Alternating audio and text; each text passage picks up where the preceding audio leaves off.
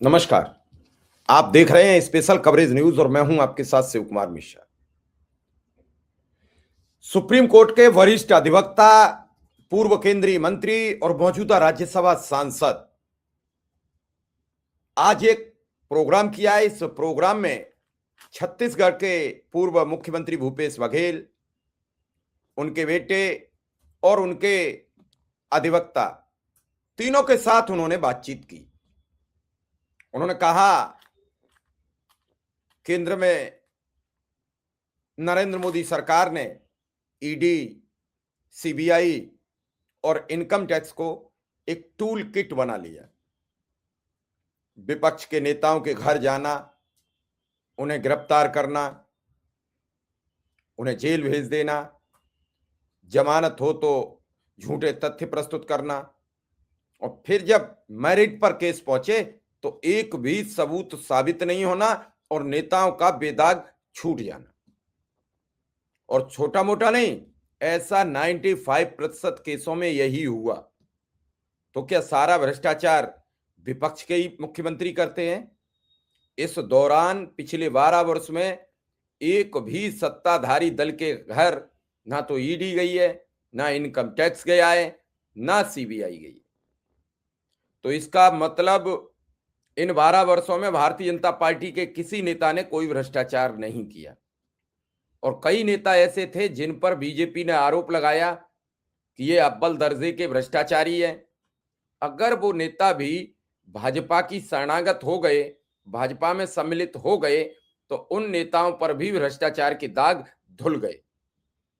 तो क्या भाजपा बिल्कुल एकदम पक्का वाला वॉशिंग पाउडर है कि भ्रष्टाचार इधर रह जाता है और आदमी उधर चला जाता है? इन सवालों ने आज कई सवाल खड़े कर दिए हैं और इस पूरे वीडियो को देखकर आप समझिए कि क्या क्या सवाल किए हैं उन्होंने, क्या क्या जवाब दिए हैं इन अतिथियों ने और क्या बताया है। ये हैरान कर देने वाला मामला, ये समझें जरूर, देखें जरूर, आगे बढ़ाएं, शेयर करें, लाइक करें। उससे पहले आपसे गुजारिश है कि चैनल को सब्सक्राइब कर लीजिए, बेल आइकन बटन दबा दीजिए और ये वीडियो देख लीजिए। नमस्कार। इस दिल से के एपिसोड में हम इस बात की चर्चा करेंगे कि जो केंद्र में सरकार है हमारी, तो उसके हाथ में कितने हथियार हैं जिसके सहारे से वो सरकारें बदलते हैं, सरकारें तोड़ते हैं और अपनी सरकारें बनाने की कोशिश करते हैं। अभी मैं किसी भी दिन अगर आप अखबार को पकड़ लो और पढ़ने लगो तो आधी अखबार की खबरें राजनीति और कोर्ट से जुड़ी हुई होती हैं। किसी ने ईडी ने यहाँ छापा मारा, बंगाल में मारा, झारखंड में मारा, ईडी ने इस विपक्ष के नेता को बुलाया, ईडी ने विपक्ष के नेता के बारे में ये आइटम लीक किया, इसको बेल मिलेगी नहीं मिलेगी, और मतलब के और फिर वो मामला कोर्ट में जाता है, फिर वो कोर्ट की खबरें चलती हैं।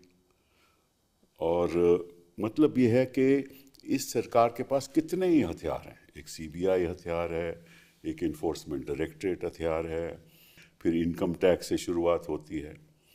और ताज्जुब की बात यह है कि जो भी ईडी के छापे पड़ते हैं वो किसी ऐसे प्रदेश में नहीं पड़ते जहां भाजपा की सरकार हो।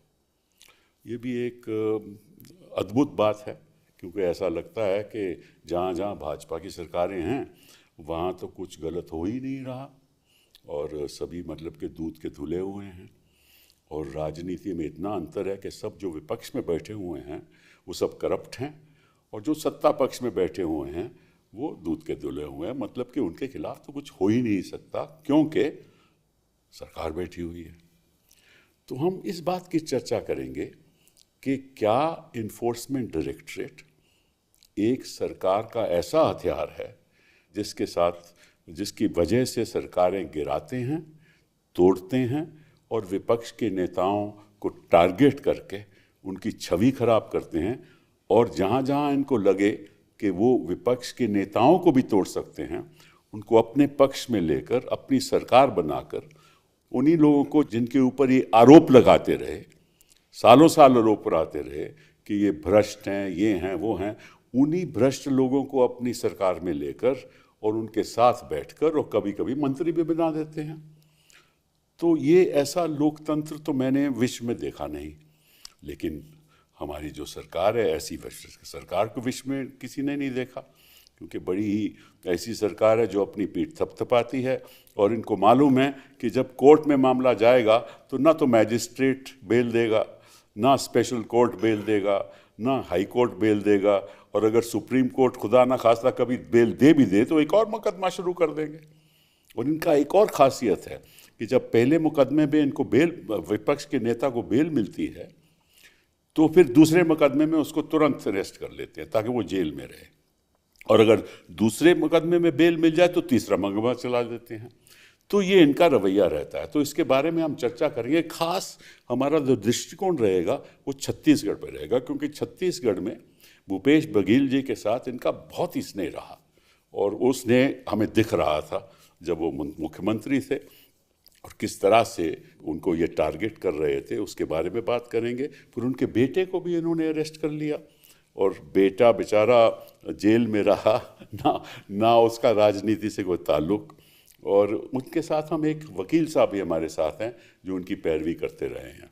मैं अपनी बात भी बता दूं कि मैं भी भूपेश जी की मैंने भी मदद की है, उनके बेटे की भी मैंने मदद की है। तो ये हमें हमारी जो दर्शक हैं उनको ये जानकारी होनी चाहिए।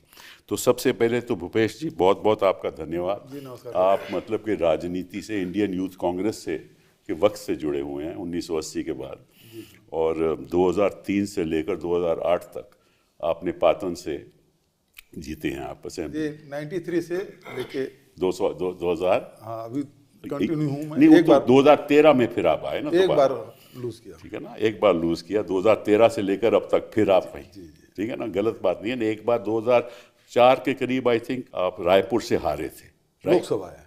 हाँ, लोकसभा की बात कर रहा हूँ। और साथ साथ में दिग्विजय की सरकार में आपने कई मंत्रालय संभाले। जी, अटैच टू सीएम था सर। हाँ, अटैच टू सीएम थे आप, ट्रांसपोर्ट मिनिस्टर रहे, और आपका जो रुचि है वो किसानों के प्रति है, उनका सुधार कैसे हो, रूरल डेवलपमेंट के साथ आपकी बड़ी रुचि है, वेलफेयर ऑफ ट्राइबल्स में, तो आप इसलिए बहुत ही पॉपुलर थे। और पॉपुलैरिटी होगी तो ईडी आपके साथ बहुत मोहब्बत के साथ आपके साथ आएगा। बहुत कृपा रही साहब। तो आपके हम एक्सपीरियंसेस सुनेंगे। तो बहुत बहुत धन्यवाद आपका आने का। चैतन्य जी, ऐसा होता है जी कि जब पिताजी एक इम्पोर्टेंट आदमी बन जाएं तो दोषी बेटा हो जाता है। जी आपको क्या लेना देना राजनीति से? जी जी आपने कभी राजनीति में कोई दिलचस्पी ली ही नहीं, और मुझे मालूम है कि जब भूपेश जी मुख्यमंत्री थे तो आपने कोई ऑफिशियल एक्ट कोई किया ही नहीं, कोई अपनी ऑफिशियल पोजीशन ली ही नहीं। हाँ कुछ हाँ, भी ये हालांकि अगर केंद्र सरकार के मंत्रियों को देखो तो उनके कई बेटे और बेटियां ऑफिशियल पोजीशन लेकर बैठे हुए हैं, लेकिन ईडी ईडी को मालूम है कि वो तो कुछ कर ही नहीं सकते बेचारे, क्योंकि वो तो दूध के धुले हुए हैं। जी जी जी। तो आपके साथ बड़ा मैं समझता हूँ कि अन्याय हुआ, लेकिन आपके पास आपके बारे में हम अच्छा सुना है कि आप वेजिटेबल गार्डन जो अपनी जो फैमिली का है उसकी आप देखभाल करते हैं। जी फैमिली में खेती है सर। हाँ, तो उसी का मैं स्कूल समय से खेती करना चालू खेती कर कर- पापा सिखा दिए थे खेती। बिल्कुल बिल्कुल। तो इन बातों पे चर्चा करेंगे। और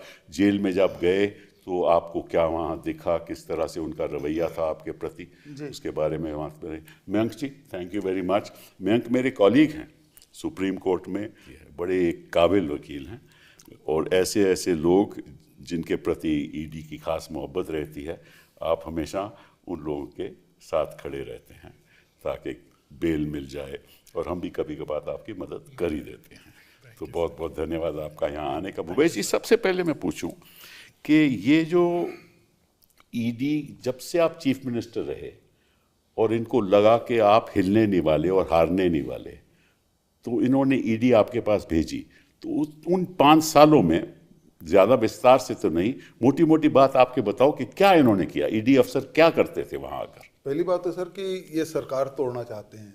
अच्छा। विधायकों को खरीदने चाहते हैं, लेकिन छत्तीसगढ़ में 90 में से 68 सीट हमारे कांग्रेस की थी, तो वो तो तोड़ने से रहे।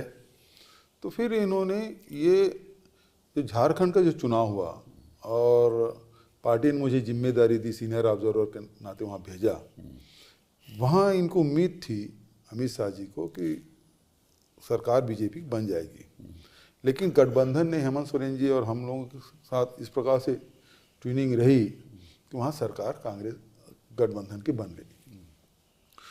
वो बर्दाश्त नहीं हुआ उनको, क्योंकि उसी समय एनआरसी यूसीसी वगैरह सब बातें चलती रही थी और उसको बड़े जोर शोर से उठा रहे थे और वहाँ मात खाए, बर्दाश्त नहीं हुई। और हेमंत जी के शपथ ग्रहण के 8वें दिन में ही छत्तीसगढ़ में आईटी का रेट पड़ा। हिम्मत के खिलाफ भी जो ईडी गई थी। वो तो बहुत बाद में पड़ा। वो तो हमने ही वो फिर बेल और दिलवाया। बिना प्रेडिकेट ऑफेंस के ईडी घुस गई। अच्छा, कोई प्रेडिकेट ऑफेंस नहीं था। अच्छा, और उस मामले में सुप्रीम कोर्ट ने केस कर दिया। अच्छा, उसके बाद ईओडब्ल्यू में फिर से एफआईआर कर लिया और फिर उन लोगों को गिरफ्तार किए। अच्छा।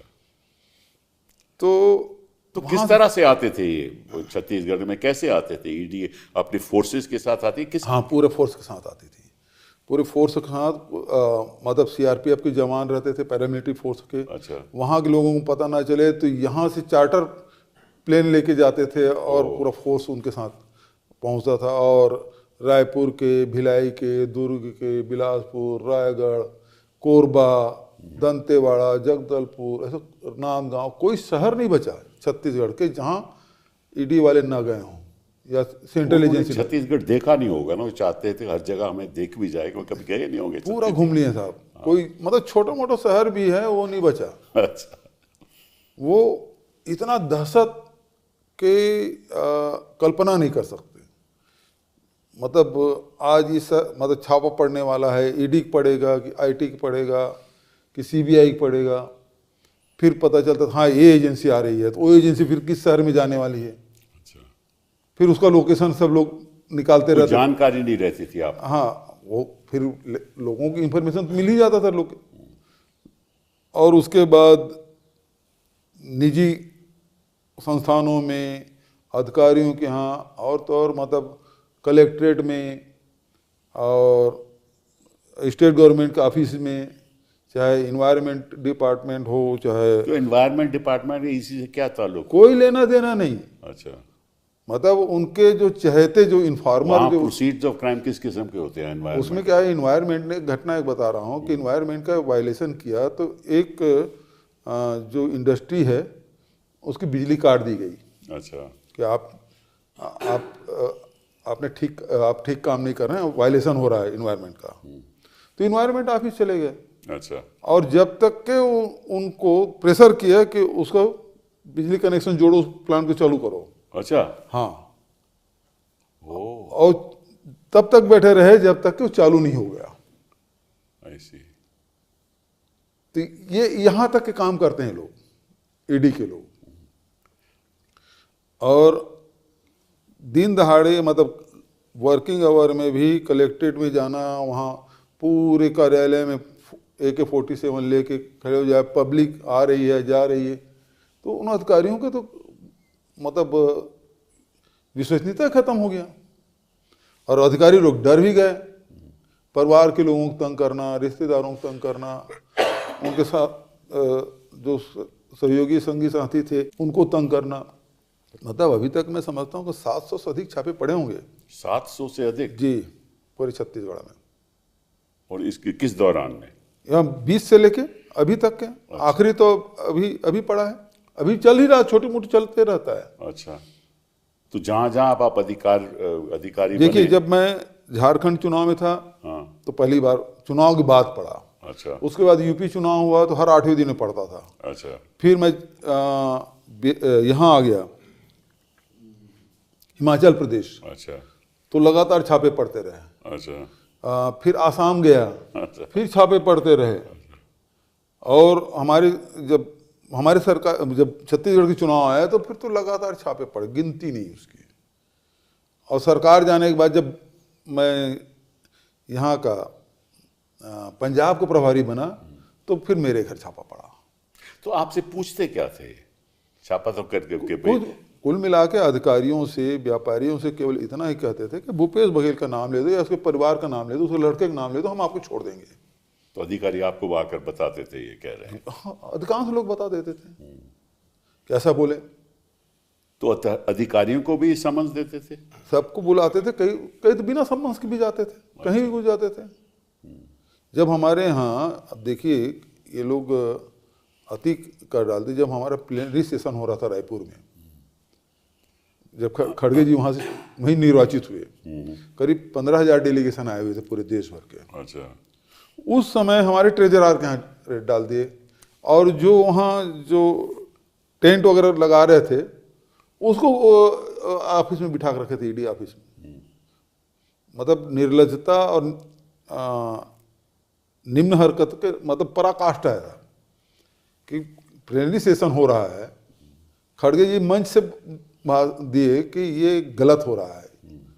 जब हमारा प्लेनरी सेशन हो रहा है और हमारे पदाधिकारियों के यहाँ, हम खनिज निगम के अध्यक्ष है, श्रमिक मंडल के जो अध्यक्ष है, उसके घर में छापे डाले उस समय जब प्लेनरी सेशन चल रहा था 3 दिन का। तो आपके साथ उनकी शायद सोच रही हो कि आपको दबाव डाल के आप चाहते थे शायद आप बीजेपी को ज्वाइन कर लो।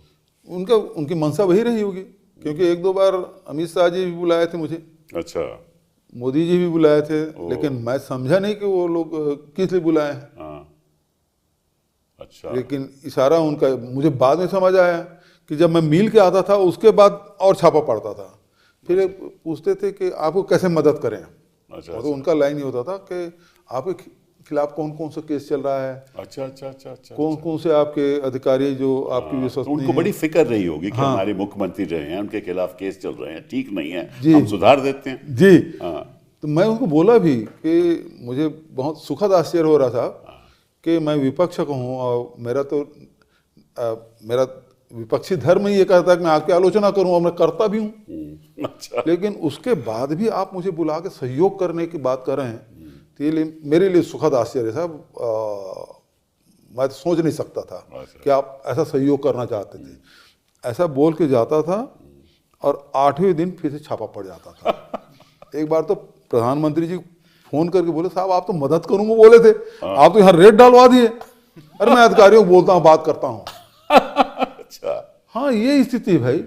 अच्छा, मुझे समझ नहीं आता था कि भाजपा में बुलाने के लिए ये बुलाते हैं। आप तो पॉलिटिशियन लोग हैं, आपको मालूम होगा कि बुला रहे हैं, किस लिए बुला रहे हैं, इसीलिए बुला रहे हैं। नहीं, लेकिन आप तो पक्के कांग्रेसी हुआ, क्या आप कैसे? मुझे उम्मीद नहीं थी कि मुझे इस प्रकार से ऑफर भी, हालांकि वैसे बोलते नहीं थे।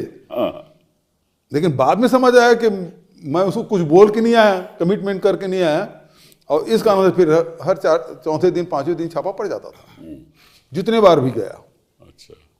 तो इतना स्नेह तो मैंने कभी देखा नहीं कि किस तरह से ये लोग इस हथियार को अपने हाथ में लेकर जो हमारी लोकतंत्र की जो बुनियाद है उसको कमज़ोर करते जा रहे हैं। बेटा ये बात बताओ, मैं आपके ऊपर आता हूँ कि आपको क्यों उन्होंने समन किया और कब किया और कैसे किया?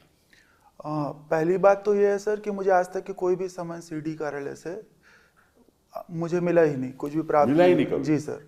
पहला छापा ये 10 मार्च को डालते हैं, तो धारा 17 के तहत मेरा बयान लिया उन्होंने पहले बार जब छापा मारा। फिर मैं वेट किया, भाई छापा खत्म हो गया, अब कभी ना कभी तो मुझे सम्मन से आएगा। मैं वेट करता रहा, वेट कुछ नहीं हुआ। इस बीच में 18 जुलाई का तारीख 18 जुलाई था सर, उस दिन फिर वो लोग आके छापा मारे, और उसके बाद फिर मैं बोला ठीक है सर, आप आ गए हो, बैठिए। उनको चाय वाय ऑफर किया। फिर मैं बोला आप ठीक है, आप जो पूछना पूछिए, पूरा सहयोग करूंगा। तो वो बोले नहीं, कुछ पूछना नहीं है यार, वो पुराना तुम्हारा जो संबंध, पुराना सेक्शन 17 में जो तुम्हारा बयान लिए हुए हैं उसको प्रिंट निकाल रहे हैं, बस हो गया, और कुछ नहीं करना। तो फिर मैं देखता भी रहा उनको कि वो किसी से फ़ोन पे बात करे, सर हमको परमिशन दो, हमको परमिशन दो। फिर उसके बाद वो सेक्शन 17 के बयान पे फिर साइन कराए। फिर बोले Chaitanya Baghel you are under arrest. अच्छा जी, बिना मतलब कुछ पूछे और डायरेक्ट वे लोग गिरफ्तार किए। और अच्छा, उसी दिन सहयोग की बात है कि विधानसभा का सेशन भी चल रहा था और पापा जी को उद्बोधन भी था उस समय कुछ। अच्छा। तो फिर अब क्या कारण था अब तो डायरेक्ट बोलना भी ठीक नहीं है, लेकिन पॉलिटिकली रीजन दिखता है सर ये सब जो भी उसका हुआ। कारण ये था कि तमनार में कोल ब्लॉक अलॉट हुआ है अडानी को, रायगढ़ में। अच्छा, रायगढ़ में। हाँ, तो आप लोगों के समय जो कानून बना था फॉरेस्ट राइट एक्ट में, अच्छा। जो वहाँ के निवासियों को, आदिवासियों को खासकर उसको पट्टा देने का, अच्छा, एक है इंडिविजुअल का है और दूसरा सामुदायिक पट्टा देने अच्छा। का, गांव भर के लोगों के लिए पट्टा देना जंगल में। जी हाँ। जो काबिज थे उनको पट्टा देना, तो 2005 से पहले जो काबिज थे, 13 दिसंबर 2005 से पहले काबिज, तो उनको पट्टा देने का नियम आप लोगों ने बनाया था। अच्छा। उसका हम लोग इम्प्लाई किया, और जब सामुदायिक पट्टा देने का काम हम जब सरकार में थे तो करीब हर गांव में जहां जंगल है वहां से करीब 13,000 गांव हम लोगों ने दिया। जी हाँ। उसी के तहत पट्टा मिला हुआ था उनको, अच्छा, और गवर्नमेंट और अडानी के लोग मिलके वो जंगल काट दिए, वो काट दिए, पूरा काट दिए बिना किसी की। हाँ, पट्टा मिला हुआ है अच्छा, गांव के लोगों को, अच्छा। गवर्नमेंट के द्वारा दिया गया और काट दिए। अच्छा, तो गांव के लोग विरोध किए, अच्छा, विरोध किया, और फिर हम लोग भी फोन किए, हम लोग गए, करीब 24 विधायक गए, कुछ भूतपूर्व विधायक गए, और उसको जम को ललकारे भी। जब पट्टा मिला हुआ है तो फिर ये अधिकारी लोग, पुलिस पूरा घेरा डाली है, और अडानी के लोग जंगल काट रहे थे, अधिकारी नहीं काट रहे, अधिकारी लोग तो घेरा किए थे। नहीं, जब काट किसने काटा जंगल? अडानी के लोग, पूरा सरकार ही ले गई सुरक्षा में उसको, और गांव वाले जो विरोध कर रहे थे उसको नजरबंद कर दिए पूरे घरों में।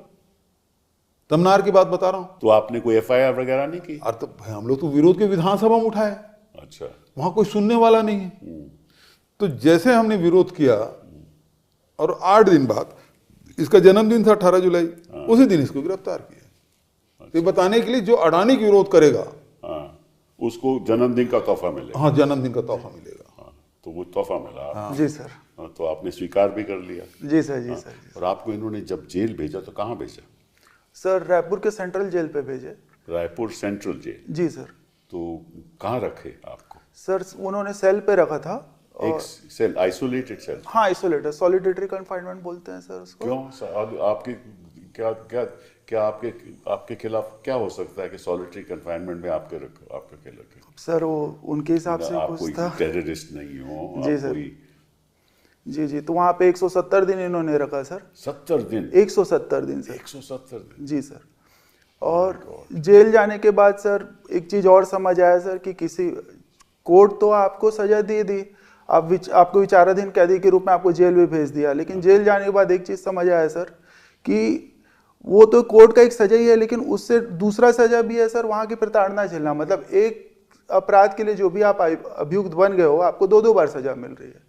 अब सर वो प्रताड़ना ऐसा था कि सर वहाँ पे पीने का साफ पानी नहीं मिलता था सर, उपचार के लिए कोई व्यवस्था नहीं थी। मतलब सर एक तो मानव अधिकार कितना बड़ा कमरा था सर? वो 10 बाई सर 7 का रहा होगा सर। 10 बाई 7। और हाँ उसमें लैट्रिन थी? हाँ सर, वहीं पे कम्बोर्ड था सर। अच्छा जी, उसी सेल के अंदर में, लेकिन पार्टीशन नहीं था सर। वहीं पे बैठ के मतलब शौच भी कर रहे हैं, वहीं बाजू में आपको खाना भी खाना, भोजन भी करना है। हो।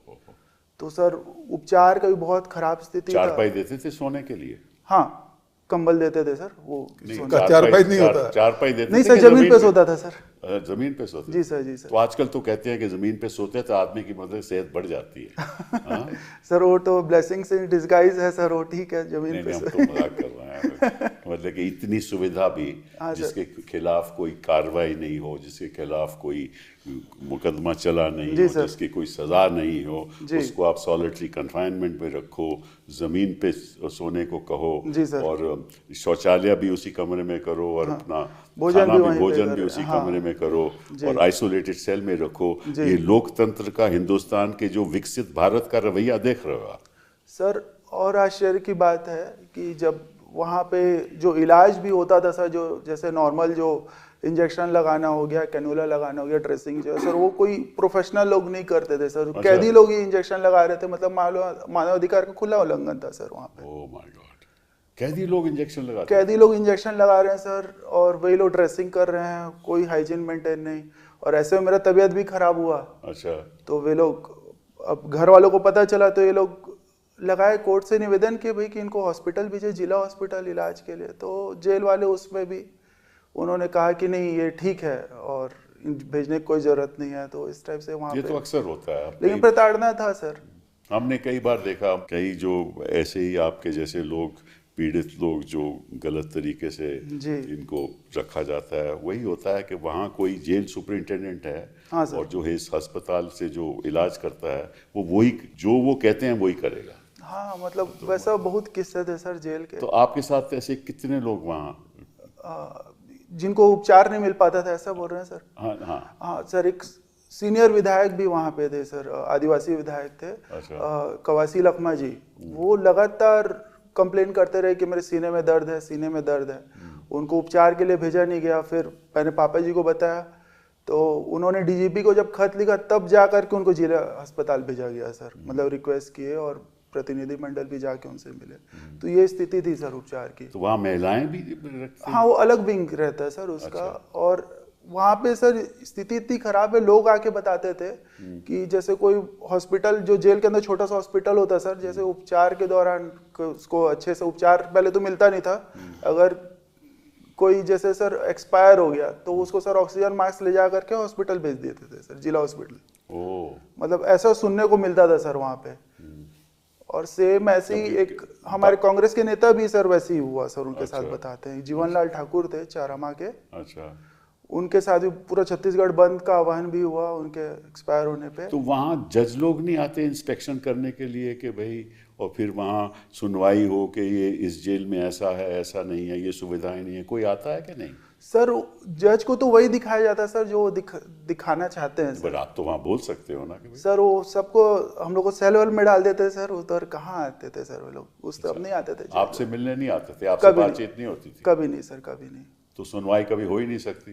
कभी नहीं हो सकती। और अगर याचिका डालो कोर्ट में तो कोर्ट में कहेंगे कि सब ठीक है, कि इनकी सेहत भी ठीक है। सर मैं तो अपने आंखों से देखा सर, पीने के पानी में सर कीड़े मिल रहे हैं और आप पानी भी आप साफ नहीं दे पा रहे हो, तो मानव अधिकार का तो खुला उल्लंघन है सर ये तो।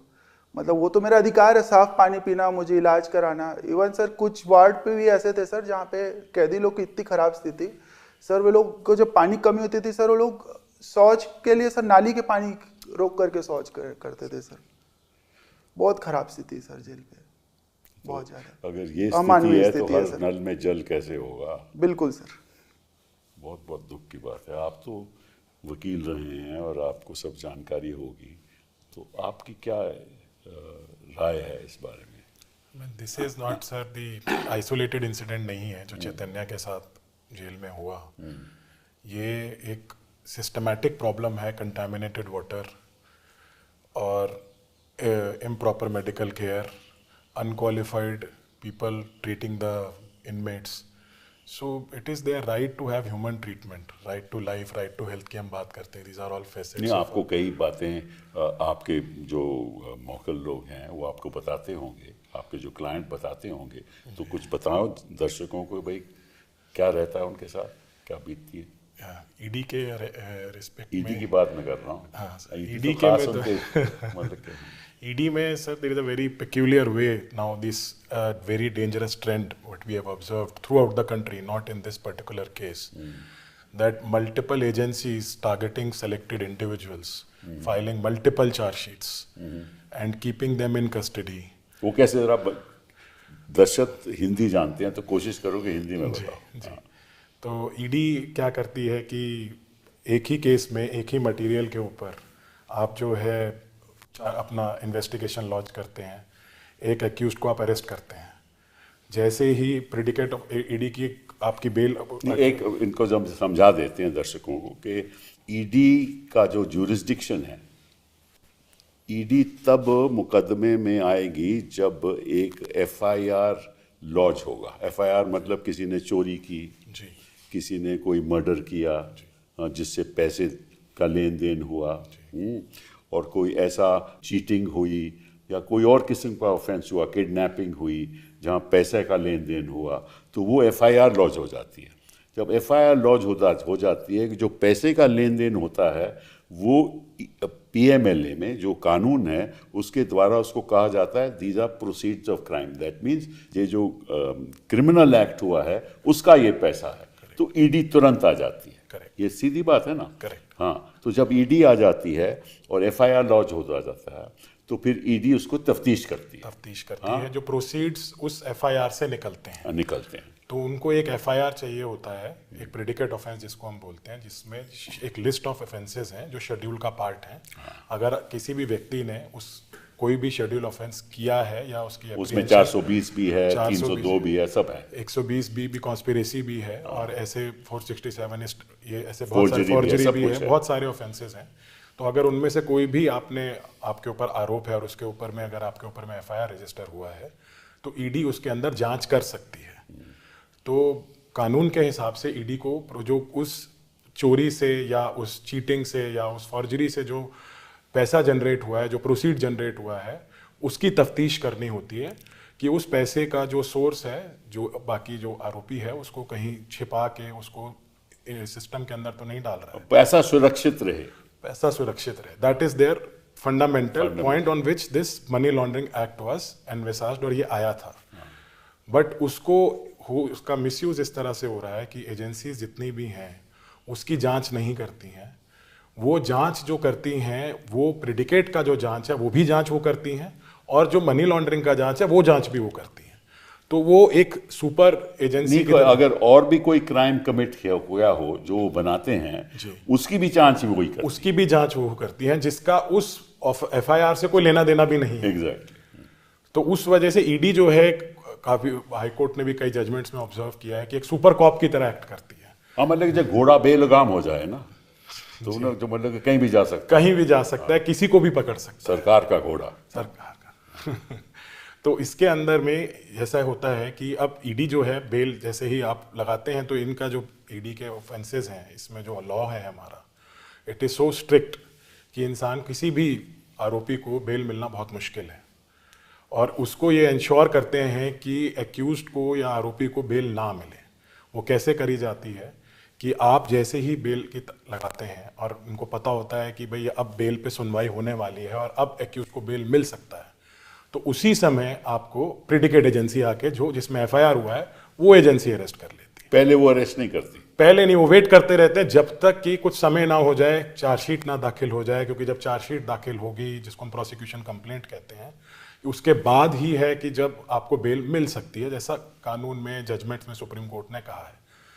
तो उसके बाद जब लगता है कि अब बेल मिलने का कुछ चांस है, बेल मिल सकती है, उस समय जो है दूसरी एजेंसी आती है, इन टैंडम दोनों एजेंसीज आपस में मिलकर काम कर रहे होते हैं और फिर वो आके अरेस्ट कर लेती हैं। तो उसके बाद फिर आपको वेट करना पड़ता है उसकी चार्जशीट का।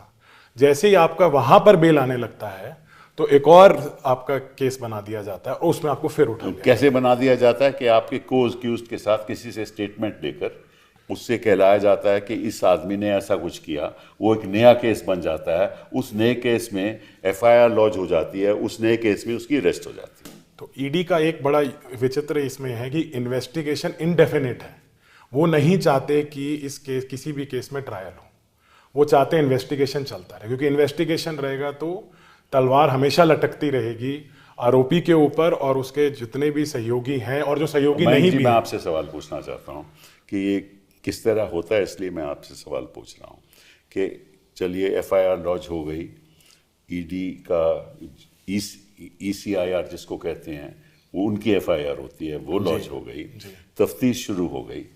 तफ्तीश मान लीजिए भूपेश जी के खिलाफ या चैतन्य जी के खिलाफ हुई, तो बेल तो इनको बाद ही में मिलेगी, पहले तो कस्टडी होगी, उसके बाद बेल मिलेगी। तो उस समय ये बाकी लोगों के बयान लिख लेते हैं, जिनके भी चाहें बयान लिख लेते हैं, और जब वक्त आता है बेल का तो कहते हैं कि अभी तो तफ्तीश चल रही है, अभी तो इन्वेस्टिगेशन चल रही है, अब कैसे हो।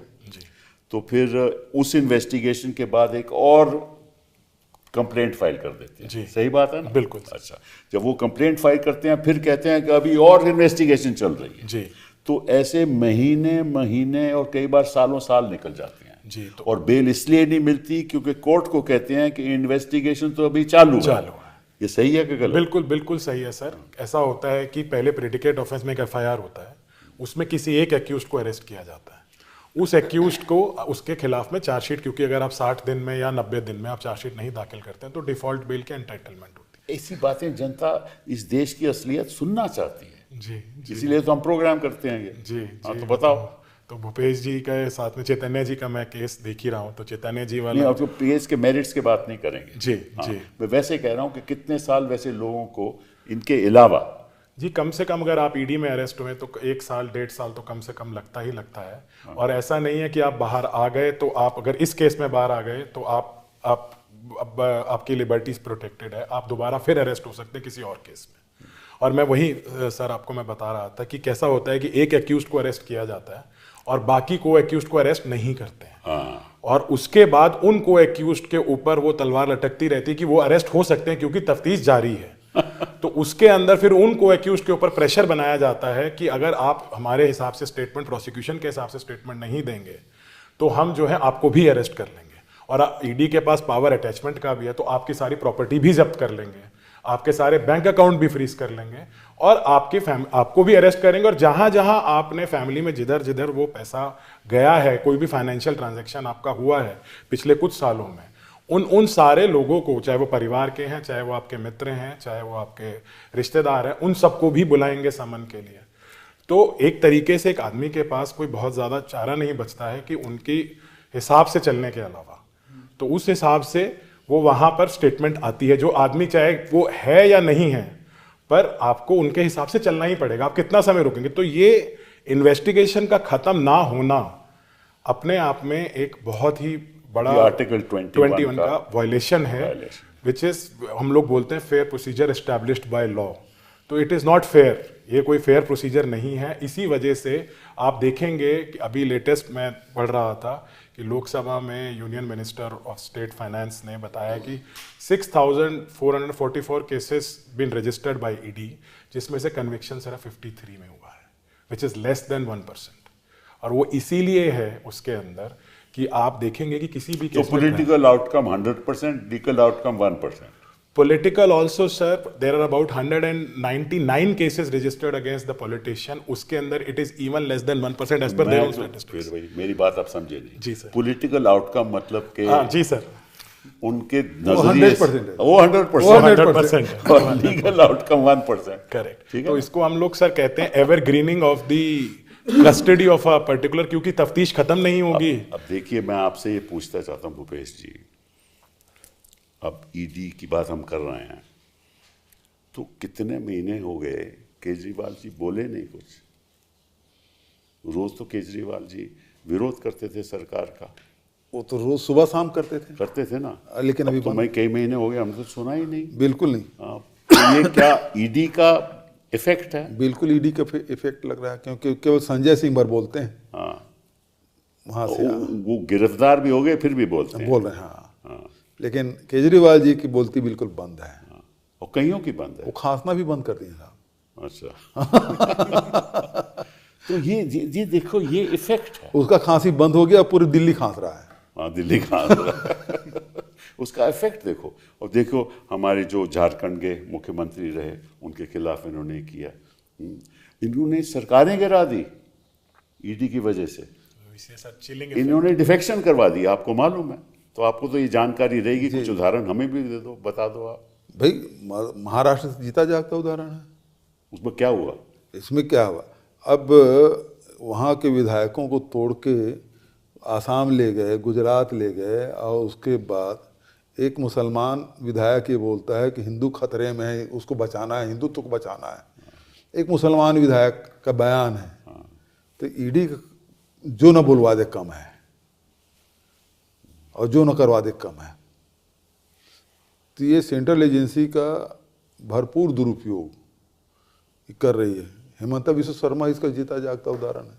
तभी उन्होंने मियाँ बात की कि ये अगर इस कम्युनिटी का है, अगर 5 रुपए इसका भाड़ा है तो उसको 4 रुपए दो, 5 नहीं दो। हाँ। इस किस्म की राजनीति भूपेश जी कितनी देर तक चलेगी? ये अति का अंत होता ही साहब, किसी भी चीज़ का अति होने के बाद अंत ही आता है उसका, और कोई दूसरा नहीं होता। अब ये अति हो गई है।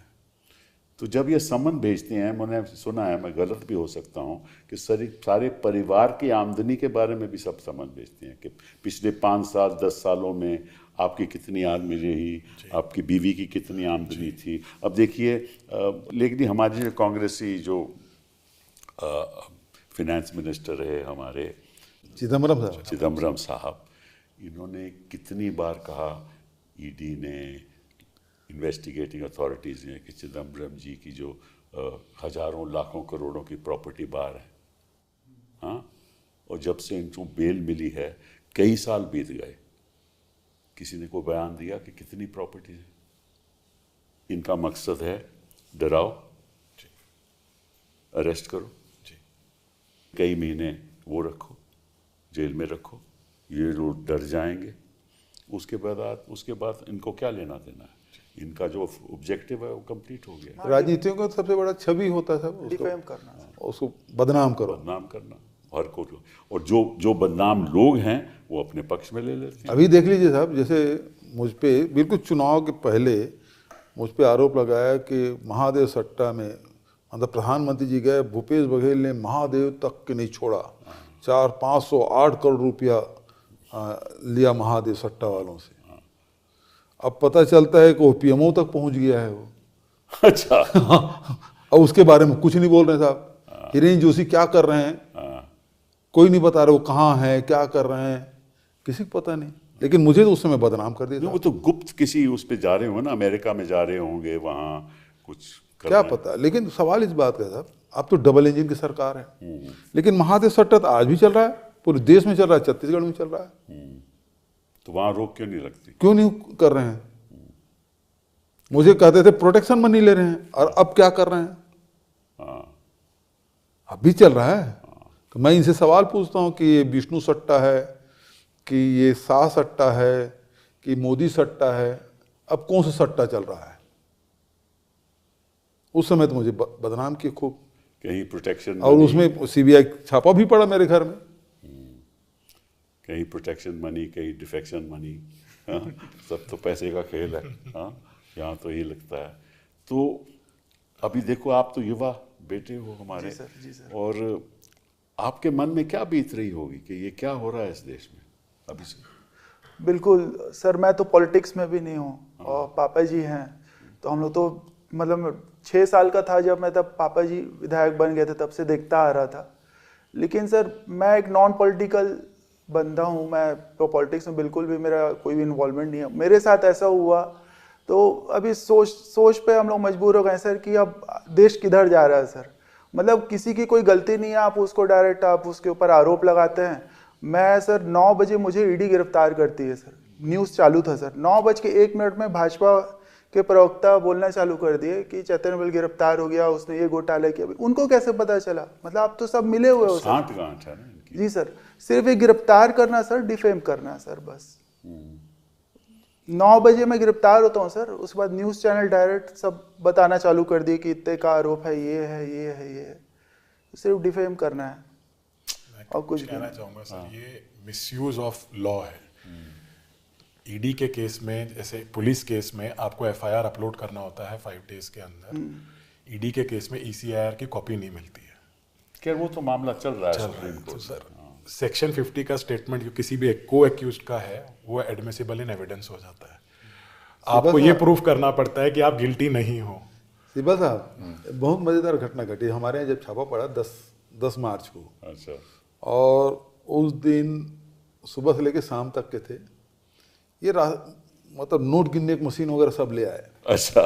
है ना, पूरा ड्रामा चला। बहुत बड़ा मशीन था, बहुत बड़ा मशीन ले आए। और जैसे ये लोग गए और तुरंत मैं बयान दे दिया, मीडिया वाले थे, अच्छा। और तुरंत बताया मेरे घर से 33 लाख रुपया ये लोग ले गए हैं। अच्छा। घर खर्च के लिए 33,000 छोड़ के गए हैं। अच्छा। है ना, तो उतने तो ये आज तक नहीं बता पाए कि भूपेश बघेल के घर के कितना, या चैतन्य बघेल के यहाँ से कितना ये लोग राशि जब्त किए, क्योंकि मैं पहले ही बता दिया मीडिया को। बिल्कुल बिल्कुल। नहीं तो नोट गिनने की मशीन लाए थे साहब। और मेरी बहू बोली भी, अच्छा। वो बैंक में नौकरी करती थी शादी से पहले। अच्छा। बोले साहब मैं बैंक में नौकरी करती थी, इतना पैसा तो मैं ऐसे गिन दूंगी, मशीन के लाते तक गिन दूंगी, क्यों ला रहे हो? लेकिन उसको तो बदनाम करना था, पूर्व मुख्यमंत्री के यहाँ जा रहे हैं तो मशीन जा रहा है, वो पूरा मीडियम चल रहा है। सब बदनामी, बेइज्जती, किसी का पॉलिटिकल फ्यूचर ख़त्म करना, किसी को बेइज्जत करना, किसी को जनता की नज़रों में गिराना, बिल्कुल ये सब इनका काम रहता है।